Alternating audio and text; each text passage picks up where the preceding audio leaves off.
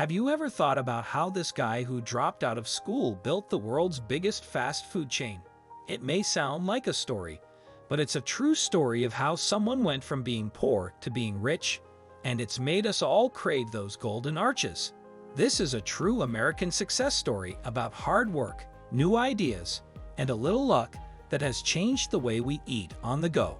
Let's talk about the amazing story of how one person turned a simple idea into a worldwide business that changed the fast food industry forever. Dave Thomas, born in 1932 in New Jersey, faced a difficult childhood due to his parents' abandonment and the lack of opportunities. He was raised by his grandmother and adopted by his father, who had been working in various locations for years. At age 12, Dave worked at Regus Restaurant, a fine dining establishment, and developed strong opinions about how the company should be managed and what he wanted in his future business. This determination to never let himself be terminated from a job strengthened his resolve. A few years later, he followed in his father's footsteps and began working at the Hobby House restaurant in Fort Wayne, Indiana. Despite his initial commitment to the restaurant, Dave's workload became overwhelming, leading him to fall behind in his classes. However, he prioritized his professional life above all else. Dave enlisted in the United States Army as a volunteer at 18 years old. Knowing that the Korean War draft was approaching, he served as a mess sergeant in West Germany before being elevated to staff sergeant. With his prior work experience, Dave established himself as a successful businessman and developed an empire. After serving in the military, Dave resumed his position as a cook at the Hobby House in Fort Wayne. Cooking for and supervising the activities of 2,000 service members provided him with invaluable experience in managing and organizing large-scale undertakings. In the 1950s, Colonel Harold Sanders approached the Hobby House in search of knowledge and proposed developing new franchises for his company. The proprietor of the Hobby House, Phil, was enthusiastic about the prospect and purchased 4 KFC franchises. However, within just a couple of years, Klaus was losing money and needed someone to turn things around. As a result, the company offered Dave a 45% stake in the company if he could make it successful. Dave accepted the offer, and today he is responsible for building one of the largest fast food chains on the planet.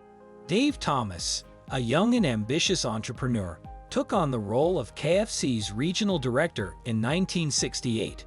He simplified the menu from 100 items to only a handful, focusing on the signature chicken dish and employing Colonel Sanders as the primary representative of the company. Dave's relationship with Colonel Sanders was similar to that of a mentor, but Dave was ultimately responsible for some of the most significant contributions to KFC's future success and improved himself.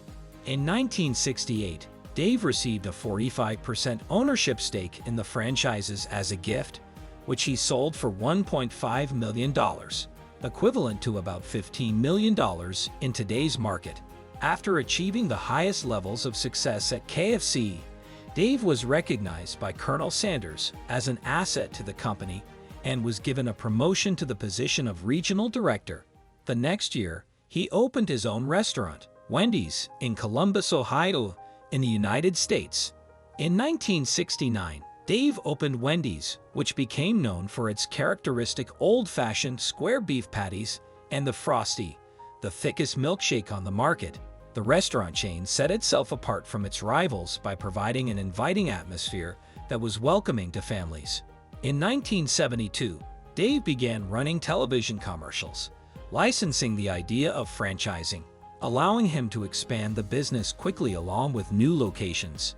The TV campaign used a cartoon character to promote the business, which Wendy later developed into a memorable trademark. In 1975, Wendy's already had 100 restaurants and opened its first store outside of the United States and Canada. Wendy's expansion was aggressive, reaching a total of more than $1 billion in sales in the first 10 years of the company's existence. In 1982, Dave Thomas resigned as CEO of Wendy's and became executive chairman. The company experienced rapid growth in the 1980s, with a focus on advertising and television advertising. This led to earnings of $76 million in 1985, equivalent to nearly $200 million today. However, poor management errors, such as the implementation of an ambitious morning menu, resulted in a loss of $4.9 million the next year, and 1/5 of Wendy's restaurant chain was on the verge of going bankrupt. After taking a short break from his job, Dave Thomas hired James Doe to work closely with him. Significant adjustments were made, including letting go of hundreds of workers, streamlining the restaurant layout, and reducing expenses. The high rate of personnel turnover contributed to the high costs incurred by franchises.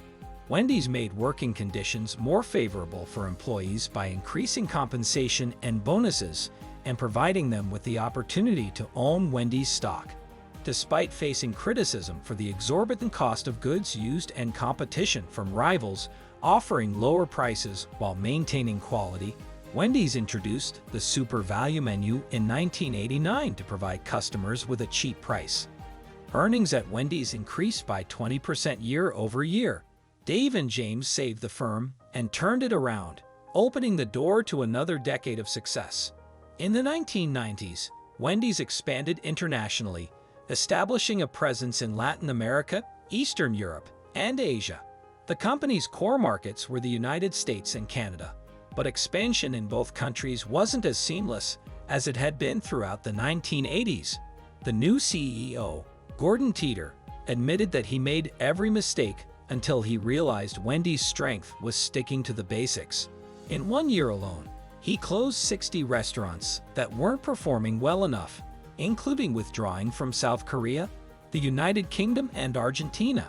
New healthy alternatives appeared on the menu, and late-night dining began to rise again by the end of the 1990s.